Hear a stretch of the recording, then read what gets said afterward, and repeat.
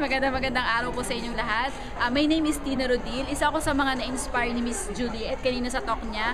Ang talagang nakakuha ng attention ko yung sinabi niya na pag may gusto ka, talaga ipaglaban mo. Tsaka huwag kang mahihiya para sa pangarap mo. Actually, nakaka-relate talaga ako sa kanya kasi yung background niya, halos ganun din ang background ko. At ang masaya pa nito, pareho kami taga Batangas.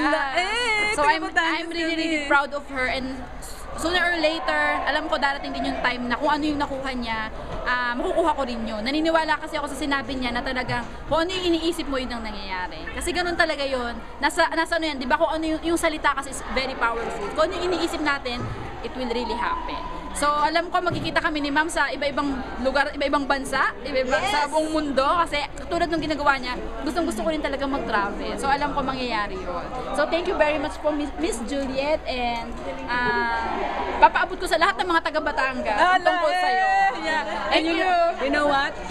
Big dreams do come true. Yes. And I believe in you. Yes. Go for it. Yes, I will. Yes, Power. power. Power.